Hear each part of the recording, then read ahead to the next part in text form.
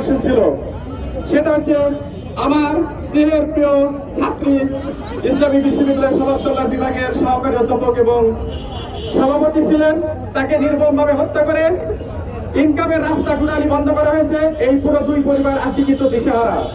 আজকে এদিক ওদিক থেকে খাবার আসছে, তাদের খাবার জুটছে, কালকে যদি খাবার না আসে তাদের বাড়িতে কিন্তু একটা মুখে খাবার উঠবে না। এই জন্য আমাদের প্রথম দাবি যে ভিসি মহোদয়ের কাছে এই পরিবার থেকে ইমতিয়াজ ভাইকে, সে ইংরেজি ডিপার্টমেন্ট থেকে 2001 সেশনে পাশ করে এখন সেখানে কর্মরত আছে এবং তার সেই যোগ্যতা আছে, আমরা ইংলিশ ডিপার্টমেন্টে তাকে শিক্ষক হিসাবে নিয়োগ দেওয়ার জন্য জোর দাবি জানাচ্ছি। এবং আমার নিহতের ভাই সেই বিশ্ববিদ্যালয়ে পড়াশোনা করে, সেই পরিবারের পক্ষে তাকে একটা কর্মসংস্থানের ব্যবস্থার জন্য জোর দাবি জানাচ্ছি। এবং এই যে এতিম শিশু, আজকে তার বয়স 1 থেকে 1.5 বছর, সে যদি 80 বছর বাঁচে, তার মা বেঁচে থাকলে তার কি পরিচয় দিত? সামাজিক ভাবে যে হওয়া প্রতিবন্ধ হয়েছে এই পরিবারটা দেখেন, আগে একটা পরিচয় দিত আবার মা বিশ্ববিদ্যালয়ের শিক্ষক, তাহলে তাদেরকে কিভাবে সম্মান করা হতো? আজকে তারা সামাজিক ভাবে এও প্রতিবন্ধ।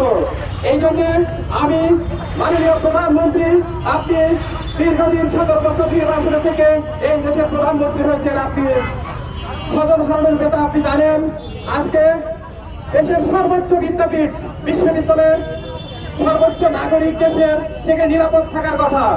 আপনি প্রশাসন কিভাবে ভেঙে পড়েছে আপনি দেখেন, আপনার সেখানকার ইবি প্রশাসন একজন শিক্ষকের নিরাপত্তা দিতে পারে না। এই জন্য আপনার কাছে আমাদের পরিবারের পক্ষ থেকে দাবি, এই সন্তানদের রাষ্ট্রীয়ভাবে আপনাকে দায়িত্ব দিতে হবে, এই পরিবারের পাশে আপনাকে থাকতে হবে এবং এই পরিবারকে আপনি নিজে আপনার লোক দিয়ে ডেকে আপনার দরবারে নিয়ে গিয়ে তাদের ঈদের আগে সাক্ষাৎ করার ব্যবস্থা করুন।